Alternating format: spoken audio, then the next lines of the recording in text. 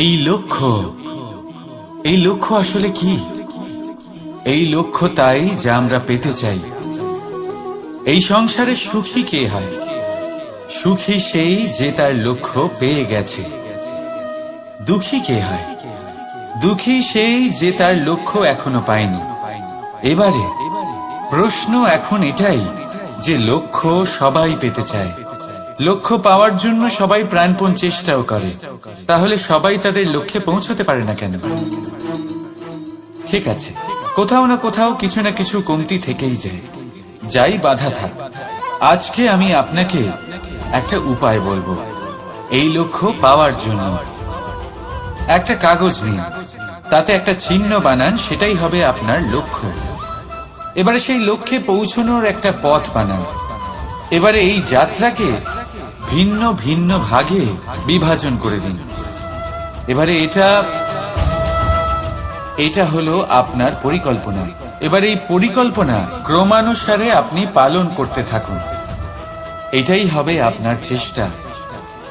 এবার এইভাবে যদি আপনি চেষ্টা করতে থাকেন, যাই আপনার কল্পনা হোক না কেন, তা বাস্তব অবশ্যই হবে। তাহলে এই কল্পনাকে বাস্তবে রূপান্তরিত করুন। এইভাবেই নিজের পরিকল্পনা পালন করতে থাকুন। আপনার যাই কল্পনা থাকুক বা যাই লক্ষ্য থাকুক, তা বাস্তবে পরিণত হয়ে আপনার হাতে অবশ্যই আসবে।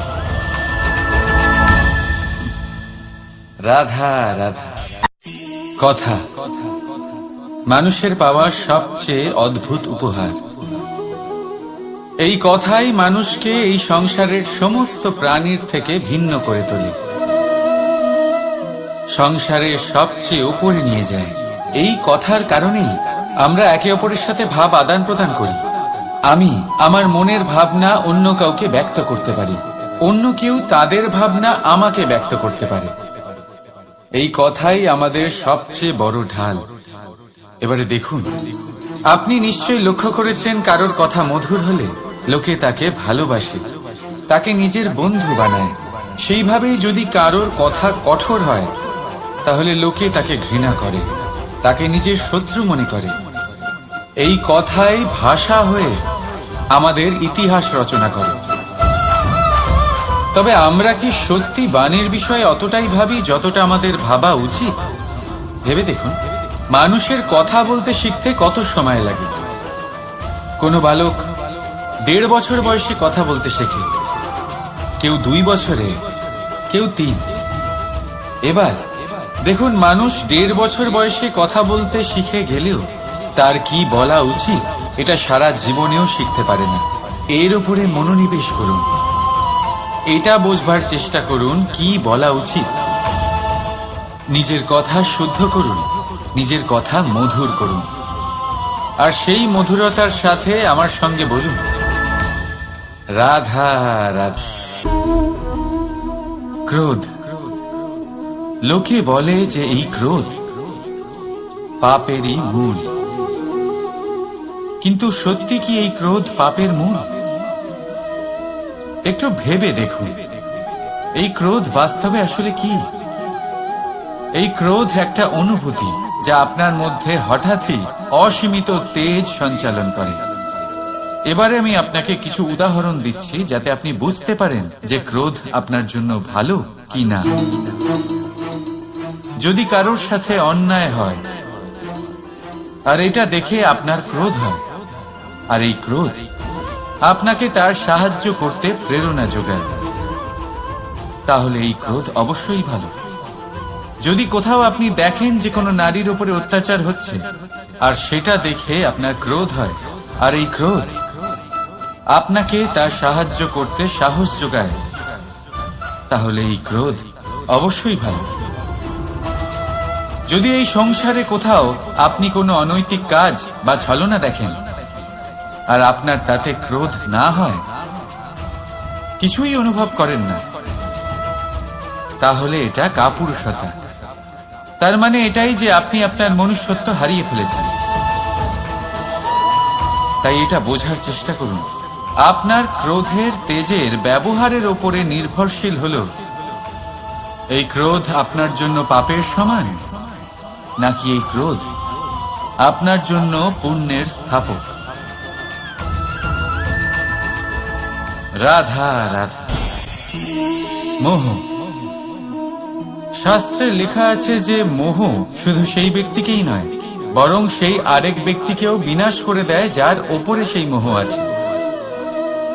এবারে লোকে কি করেন, এই শাস্ত্রে লেখা কথাগুলি শুধু শাব্দিক অর্থে নেন। এই মোহ দেখুন, এটা শুভও হতে পারে, শুধু এর রূপ ভিন্ন ভিন্ন হয়। এটা ভালো করে বুঝতে হবে। এবারে মোহ যদি কোনো বস্তুর উপরে থাকে তাহলে তা লালসা হয়ে যায়।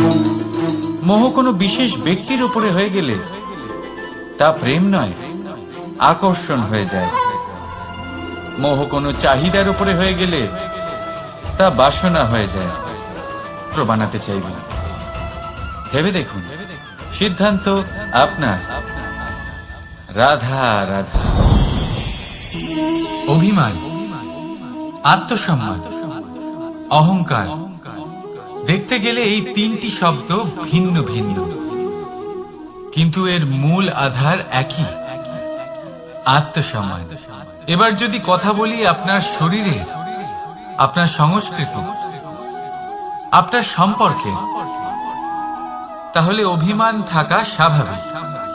এবার যদি কথা বলি আপনার ব্যক্তিত্ব নিয়ে, আপনার আদর্শ নিয়ে, আপনার বিচারধারা নিয়ে, তাহলে আত্মসম্মান হলো একটা গুণ। যদি এইভাবে বলা হয় যে আমি এই কার্য কারোর সাহায্য ছাড়া, সহযোগিতা ছাড়াও করতে পারি, তাহলে এটা আত্মসম্মান, আর এটা সঠিক। যদি এভাবে বলা হয় যে আমি এই কার্য কারোর সাহায্য ছাড়াই বা কারোর সহযোগিতা ছাড়াই করে ফেলেছি, তাহলে এটা অভিমান, এটাও সঠিক। কিন্তু এই কার্য শুধুমাত্র আমিই করতে পারি আর কেউ নয়, এটা অহংকার। তাহলে এই শব্দ এবং তার অর্থ বোঝার চেষ্টা করবে, জীবন ধারণের এক নতুন পথ খুঁজে পাবে। রাধা রাধা।